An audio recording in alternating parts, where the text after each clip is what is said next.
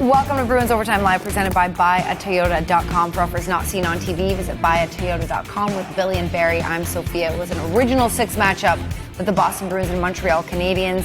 The Canadiens get their valuable 2 points, 4-1 the final. The Boston Bruins started out strong. We had a good first period, a lot of action, a lot of excitement, and unfortunately fell off for the Bruins into the second and third. Script. It's been the script. It's what it's been going lately. In particular, the second, we had a lengthy discussion in the pregame show, the second part of the pregame, I believe it was. I can't remember that long ago, about the second period issues, why we thought some of the things were happening.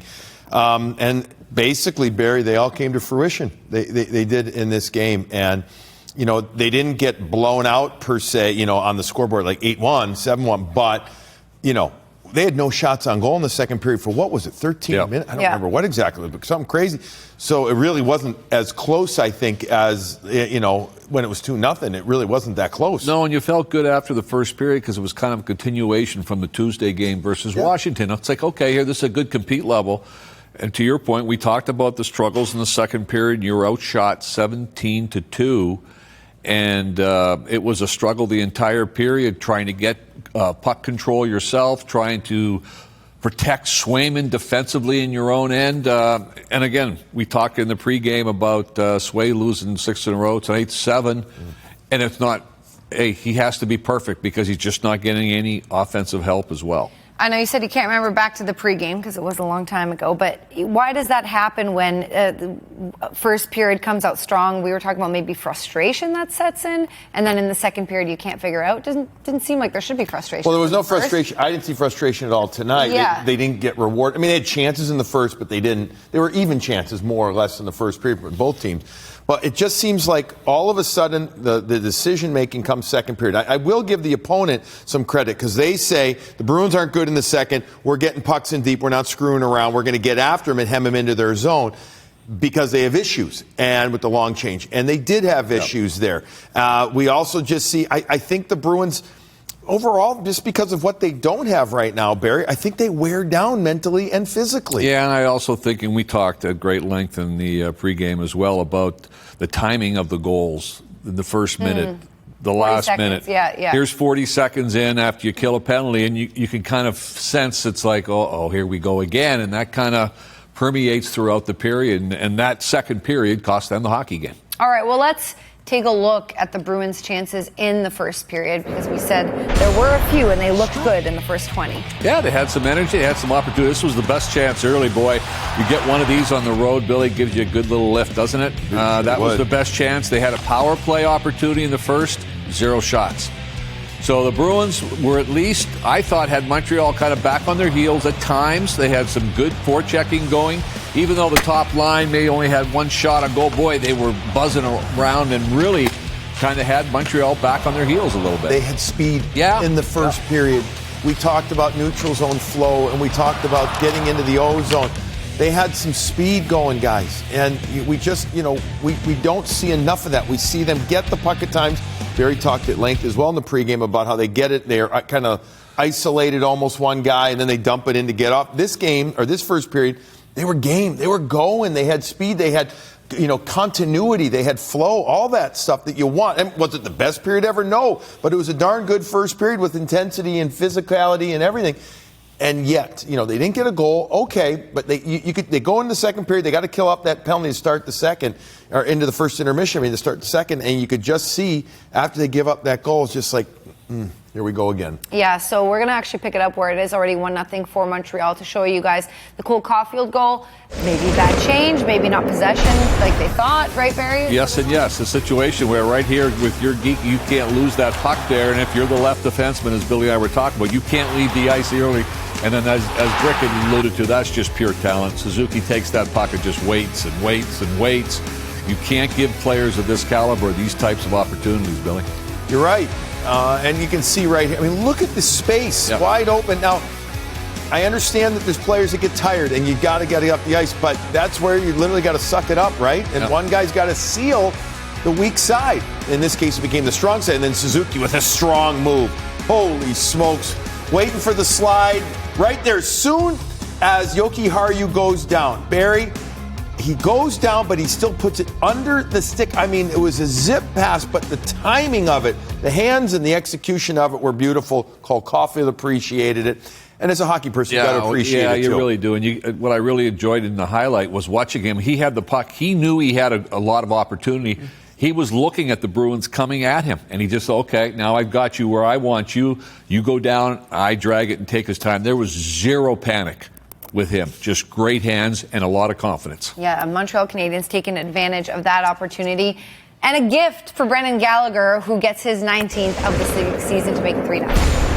Yeah, a situation where the Bruins kind of had possession, and it goes off middle stick off Evans' leg right there, and it goes right in front of Gallagher, and Swayman's trying to cut it down as fast as he can, but it happened so quick he couldn't get out there. And these are the types of breaks, when you're struggling, Billy, these are the types of bounces you don't get. Yeah, but I'm going to take a little different tact here. It's a break, but you know what? Pizzetta right here with the second effort forces Middlestat to push a backhand pass off the skate of, I think it was Evans that did it. I'm going to say it was also the hard work of the Montreal Canadiens. Now, it's a fortuitous bounce off the skate right to the front. Absolutely, I'll give you that. But tip your helmet to them. They, what do they do? What's the first guy supposed to do? Get on that guy. Second guy supports. It bounces off of him. The other thing about it, too, that's that line that you talked a little bit about, the pregame. Yeah. That third line, that gives them a lot of balance. Does. And Pizzetta's been playing well lately. Yeah. I mean, their third and their fourth line have been playing well lately. Hence, I know they've lost 5 in a row. Now they've won 3 in a row. Look, they're a young team. They aren't supposed to be where they're supposed to be right now, but they're playing with energy and they're doing the things because they're getting depth throughout their lineup. As we mentioned, that was a 3-0 goal, so no points for the Bruins up until then. They did get on the board, so we want to show you Elias Lindholm's goal to make it 3-1. We all thought that maybe Pastrnak got this one originally, but then saw the replay, and yet Lindholm comes in and slaps it in. It's a nice backhand pass from Geekie over to Pastrnak. Rick talked about the acceleration of Morgan Geekie. Good save by Montembeault coming over, but he can't corral the rebound and stopping at the post. There's Lindholm. Gets it and pops it in. Yeah, and Coach Sacco looked like there in the third period. He changed the centerman, right? He swapped Zacha and Lindholm, flipped them, and it was an opportunity for Lindholm to come in. He had a couple of really good opportunities throughout the game, and this one here, he was able to capitalize, obviously, on the open net. But, man, they need some offense from him, and maybe this is going to wait in a couple of games here to try and get him sparked up a little bit. All right, so we mentioned one goal for the Boston Bruins, which...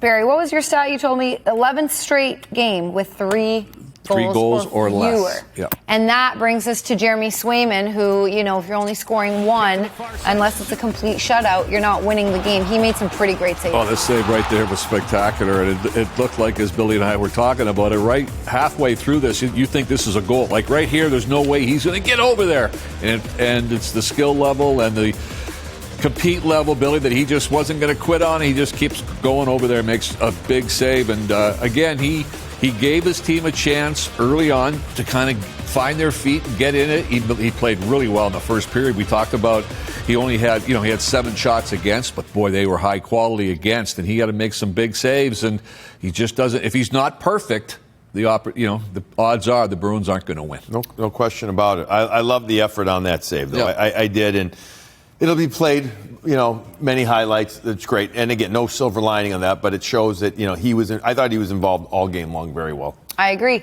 He's already spoken to the media, so let's send it over to the Bell Center and hear from Jeremy Swayman. I think so, and that's something that, again, we could definitely build off of. And it's an incredible environment. Love playing here. Big rivalry game. And again, I think the guys showed up and started really well, and that's something that we can build on. Jeremy, on that note, after that fight with Koepke, all the guys that were on the ice went over to him in the penalty box, made a point of, giving him an attaboy there. Is it good to see? A lot of these guys weren't playing together at the beginning of the year. Are you seeing any chemistry build there in terms of that and camaraderie? On the ice, absolutely. I think that's something, again, that we've harped on, and anyone that's contested, they're going to get backed up by all of us. And that's something that nobody can take away from us, and that just goes to show the guys that are in here that are fighting and scratching and clawing to get results, and that's something that we can be really happy with. Standing up for your space in the crease, where would you rank that on your Billy Smith scale? What? When there was a scrum there and you have a little hack after the play when they crashed the net. Yeah. Billy Smith, are you familiar with that? No. Sorry. Okay. Sorry, boys. Sorry, I'm from Alaska. I don't get too much cable up there yet. Yeah, he was renowned for defending his crease in that. Excellent. It's just I'm never going to contest first, but I know if I get touched, guys are going to come in, and I'm going to do the same. We're going to be protecting each other, and it's going to build momentum for us. Thanks. Awesome. Sorry. All right, over to the. We got to get him some Billy Smith to show a goal. Have you seen Billy Smith? I was listening. Our producer was talking to me, so I missed what they were saying. Oh, You did. Yeah. I felt really old right there when he Did Billy ever give it to you? Oh yeah. I was gonna. Is there your anybody? ankle? Is there anybody he didn't give the little chop to on the ankles when you were standing around in front of him? He was. Oh my God, he was great. And as my time with the Islanders organization, got to know him a bit, and very quiet. You're like, this isn't the same Billy Smith that I saw playing like that. So there was a reference. He was ferocious. There was a question about that. He was ferocious within just outside of his crease area, within like 8 to 10 Talk about a feet. competitor. Oh my gosh, goodness. not that big, but fearless. And Sway said he didn't know what He didn't know. Okay. He said he didn't have a lot of cable. Yes, very young. Very. I think so young he wasn't even born. Yeah. And with Billy's birthday yesterday, we're old. Yes. So, yes. You guys got the reference. Yeah. All right, it's time for our start of the game presented by Subaru of New England. Fall in love with the brand new Subaru. And that, of course, is Nick Suzuki. I almost said David Suzuki. Anyway, Nick Suzuki with 29 points since the Four Nations tournament break, tied for top in the league with Nikita Kucherov and Robert Thomas.